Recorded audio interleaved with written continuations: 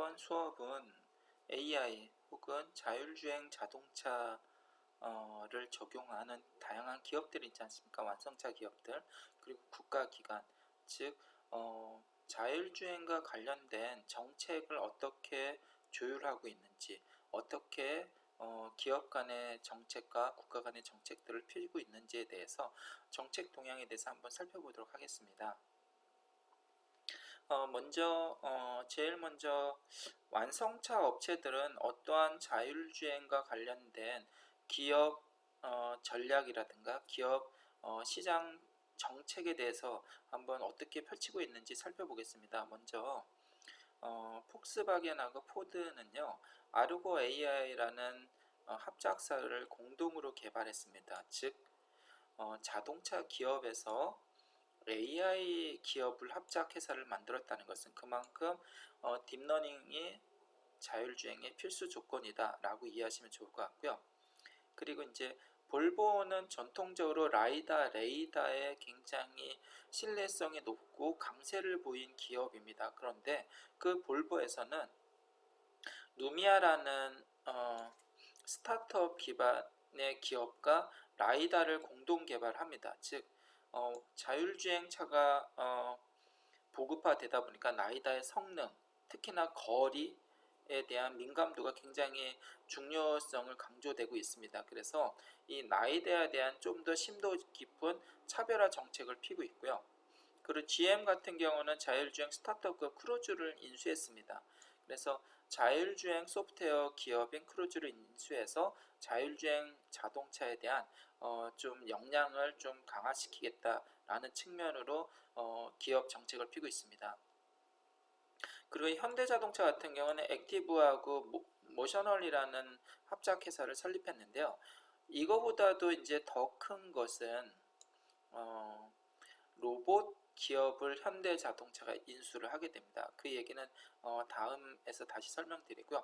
그만큼 이렇게 완성차 업체들이 자율주행 시장을 위해서 다양한 기업과 협력하고 투자를 반복하고 있다라고 보시면 되겠습니다. 그리고 이제 테슬라 같은 경우는요, 딥스케일이라는 스타트업 기업을 인수했습니다. 그래서 테슬라의 정책은 라이다나 레이더 같은 센서를 사용하지 않고 오로지 카메라 가지고 자율주행을 기반으로 정책을 피고 있습니다. 즉 테슬라 자동차에는 라이다와 레이더는 집어넣지 않겠다. 우리는 오로지 카메라 베이스의 딥러닝 알고리즘을 넣어서 자율주행을 구현하겠다라는 것이 테슬라의 정책입니다. 그래서 더 강력한 딥러닝 스케일이라는 AI 스타트업 기업을 인수했다라고 보시면 되겠습니다. 그리고 이제 재미있는 게 있습니다. 굉장히 여러분이 관심 가져야 될 텐데요. 구글이 자율주행차 부분에 웨이모를 설립하게 됩니다. 그래서 웨이모는 사람을 운반이란 단어가 그런데요. 사람을 택시처럼 택시 기사가 없는 택시가 사람을 이동해주고, 그리고 다양한 물류를 이동해주는 트럭과 택시 사업을 웨이모에서 진행을 하고 있습니다. 그래서 굉장히 강력한 자율주행 시장의 선두주자가 될 것입니다. 웨이모라는 회사요. 굉장히 중요하고요.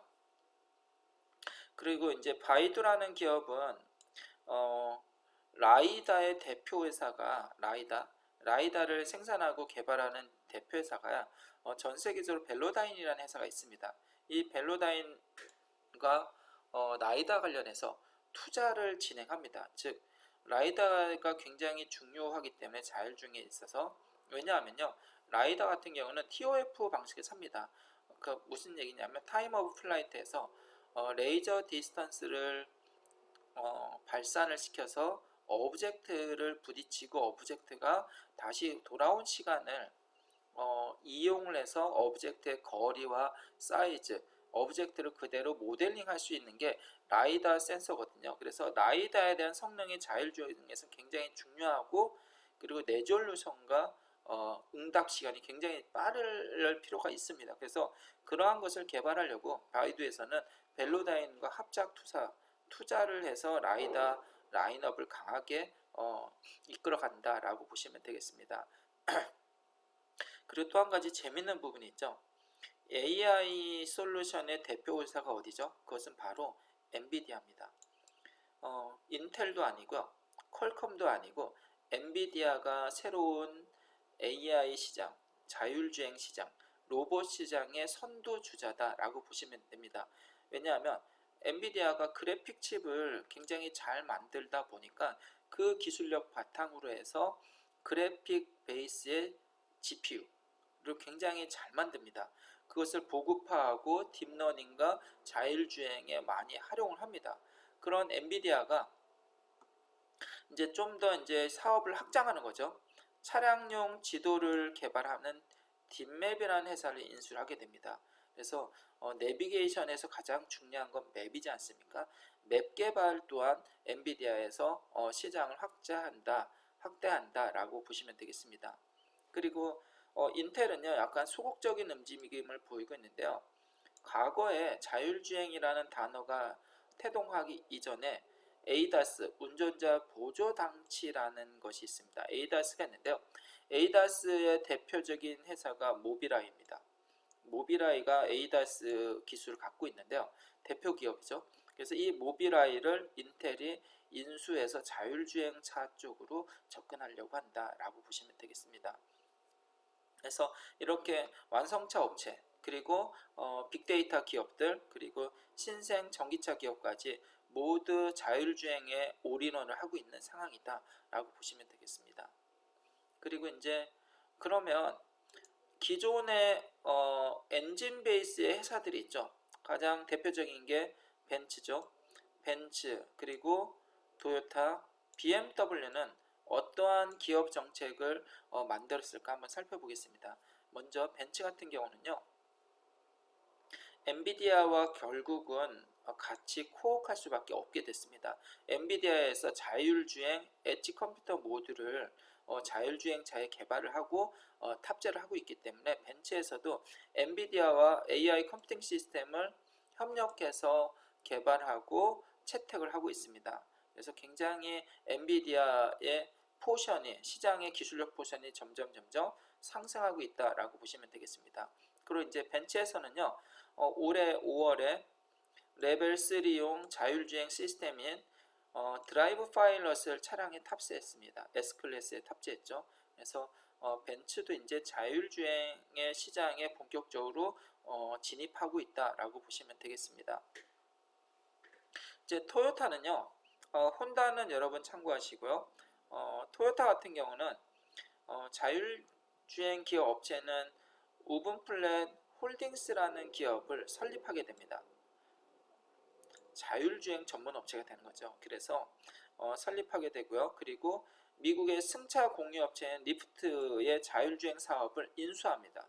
본격적으로 토요타에도 자율주행이라는 키워드를 놓칠 수 없기 때문에 전기자동차, 자율주행차에 대해서 접근을 하게 되는 것입니다. 그리고 이제 약간 BMW가 뒤처졌죠. 그래서 BMW는 이제 기존의 생산 대수를 좀 더 증가를 시킬 겁니다. 전기자동차 기반으로. 그래서 BMW 7 시리즈에 레벨 3용 자율주행 기술을 탑재를 할 계획입니다. 아직은 출시가 안 됐죠. 그래서 올해 나올지 아니면 내년에 나올지 모르겠지만 레벨 3용 자율 기술이 탑재될 건데 어느 정도 수준의 자율주행 기능을 갖출지는 한번 오픈을 해봐야 되겠죠. 그리고 그리고 또 한 가지는 ADAS 및 자율주행을 퀄컴하고 공동으로 진행을 하기로 되어 있습니다. 뭐 그 정도로만 BMW에서는 움직이고 있다라고 보시면 되겠습니다. 그러면 이제 자동차 기업 아니면 빅데이터 기업, 어떤 통신 기업들의 행보를 우리가 밟는데, 이런 기업들의 어떤 시장 개발 전망도 중요하지만 국가의 정책이 어떻게 움직이고 있는지, 어떤 방향으로 이끌어 나가고 있는지도 우리가 자율주행에서는 반드시 봐야 될 필요성이 있겠습니다. 가장 대표적인 게 미국이죠. 그래서 미국의 자율주행 관련 법규가 어떻게 진행되는지를 보고서 전 세계의 기업들이 이 방향을 많이 따라한다. 왜냐하면 미국의 자동차 시장이 가장 전 세계에서 크기 때문이죠. 그래서 우선은 살펴보면요. 과거에 16년 9월에 자율주행 가이드라인이라는 것이 최초로 발표를 합니다. 그래서 이때 방향성을 제시하고요. 자율주행에 대한 법규가 마련되기 시작했죠. 그리고 나서 20년 1월에 38개 주, 그러니까 미국의 대부분의 주가 해당되겠죠. 거기에서 오토매티브 베이크 4.0이라는 자율주행 관련 방향성을 법규로 제정하고 제시를 합니다. 그래서 제조라든가 딥러닝, 인프라, ITS가 되겠죠. 그리고 관련 법규 규제, 지식재산권에 대한 토탈리 정리가 된 오토매티브 베이크 4.0이라는 법규를 발령합니다. 그래서 많은 기업들이 이걸 베이스로 제조라든가 생산이라든가 그러한 방향성을 따라가는 거죠. 그리고 올 3월이죠. 3월에 미국의 대부분의 자동차 관련된 법규는요. 도로교통안전국에서 담당을 합니다. 그래서 도로교통안전국에서 연방자동차 안전기준을 개정을 합니다. 어떻게 개정하면요. 완전 자율주행 차에 수동 제어 장치를 의무화하는 방책을 만들었습니다. 왜냐하면 자율주행차에서 가장 핵심이 되는 것은 운전자가 사람이 운전을 하거나 아니면 자동차 스스로 운전하는 것은 큰 문제가 안 되지만 책임에 대한 여부, 즉 운전에 대한 여부와 더불어서 책임 소재를 과연 어떻게 할 것이냐라는 고민을 사람들이 많이 하게 됩니다. 관련 기관들이. 그런데 이런 거에 하나의 솔루션을 제공한 게 미국 교통안전국이죠. 그래서 모든 완전 주행차에는 자동으로 조향과 제동을 하는 시스템에다가 수동 제어 장치를 의무화하는 규정을 갖고 있었는데 이것을 삭제해 버립니다. 왜냐? 그만큼 신뢰성이 높아졌다는 거죠. 그래서 기존의 테슬라 같은 경우는 사람이 운전하는 핸들이 있지 않습니까? 조향 장치가 있고 그리고 브레이크 시스템이 있지 않습니까? 아직은 존재합니다. 아직은 존재하는데 인스트루 판넬의 방향 지승 등이라든가 계기판, 엔진에 기름이 얼마나 있는다든가 우리가 전통적인 인스트루 판넬의 계기판 있지 않습니까? 테슬라는 그것이 없습니다. 마찬가지로 완전 자율주행차 레벨 5가 있죠. 레벨 4가 아니다. 완전 자율주행차에는 이런 핸들에 대한 조향 장치, 사람이 운전하는 조향 장치나 브레이크 시스템에 대한 의무화 규정을 삭제합니다. 그러니까 어떤 기업은 집어넣을 수도 있고 어떤 기업은 뺄 수도 있다는 거죠. 뭐냐? 자율주행의 신뢰성 여부에 따라서 신뢰성이 높다. 그럼 과감히 이러한 조향과 제동 장치를 삭제하고요. 그렇지 않고 자율주행에 대한 신뢰성이 아직도 퀘스천이다.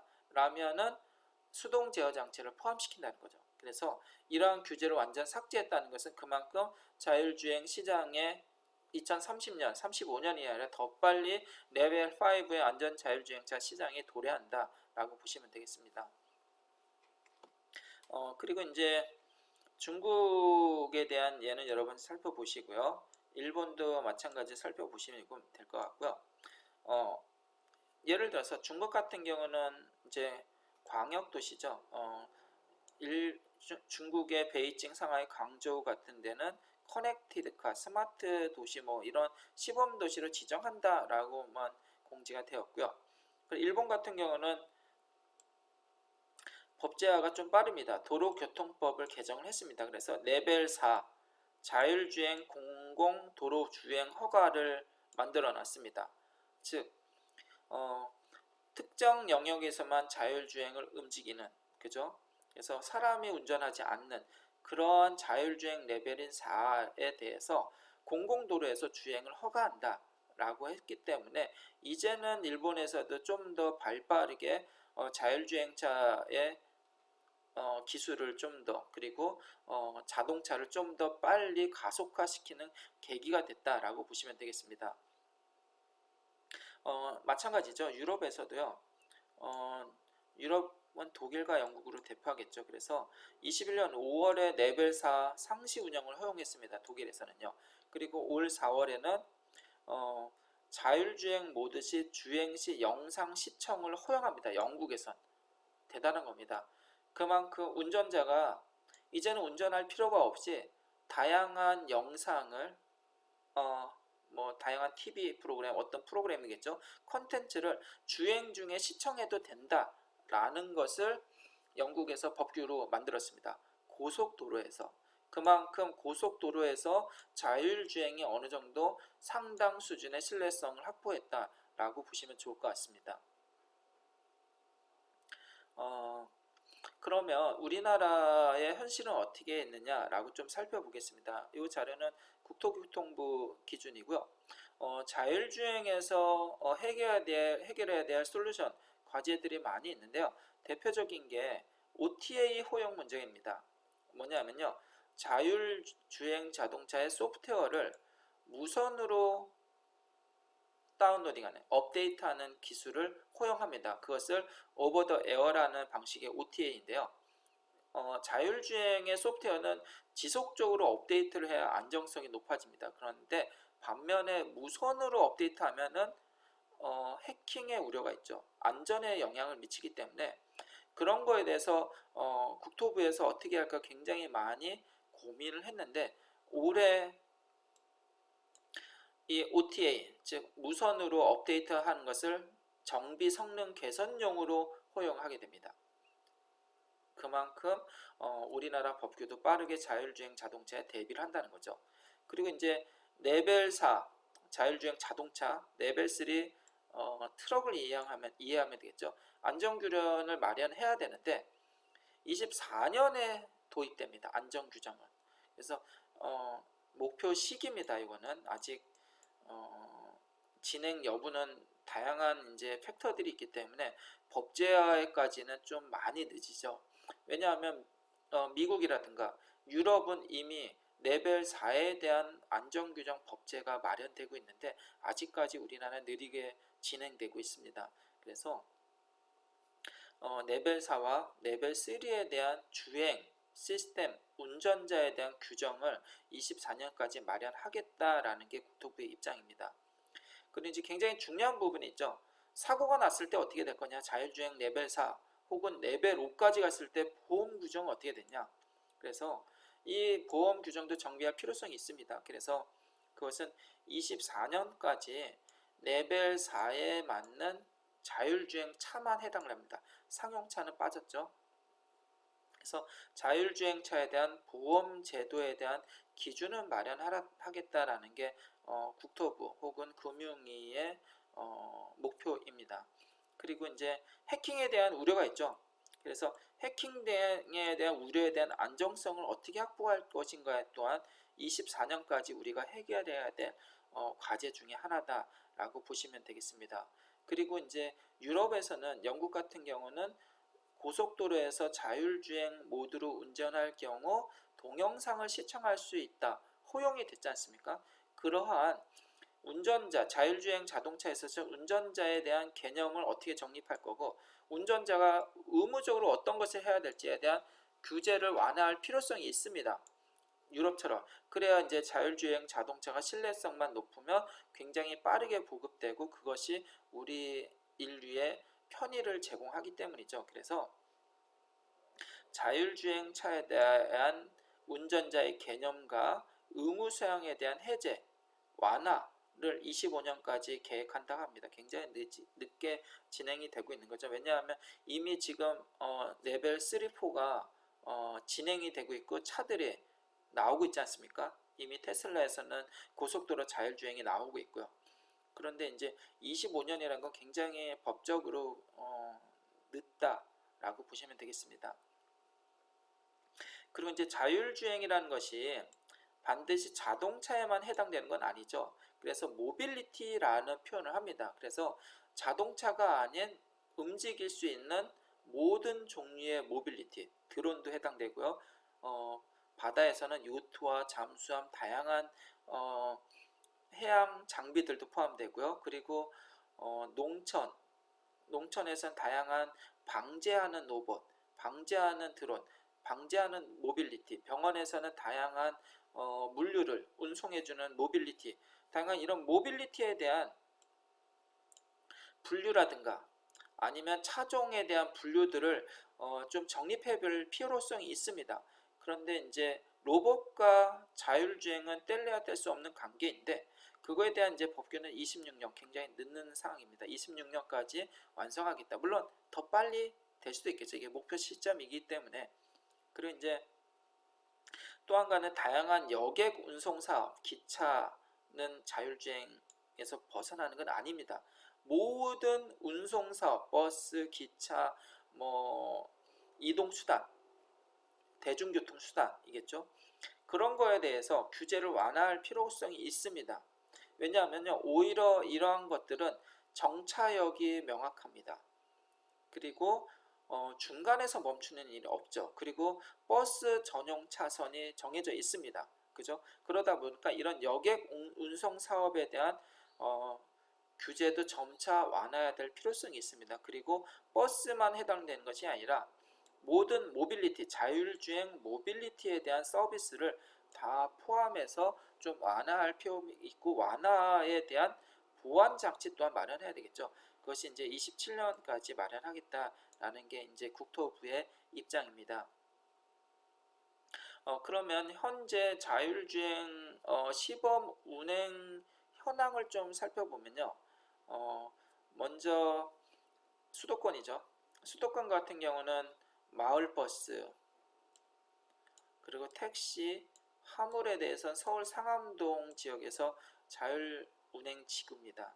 그리고 이제 강남 같은 경우는 서틀버스라든가 택시, 그것이 자율주행 운행 구간이고, 물론 여기에는 개인이 구매하는 자동차, 자율주행 자동차, 테슬라라든가 현대자동차에 대한 운행에서는 빠집니다. 이것은 운전자가 직접 선택하는 부분이기 때문에 지금 설명하는 건 이제 다양한 공공기관, 공공에 대한 공공의 목적을 갖고 있는 버스라든가 택시, 화물에 대해서 자율주행 운행 현황에 대해서 여러분이 보시면 될 것 같습니다.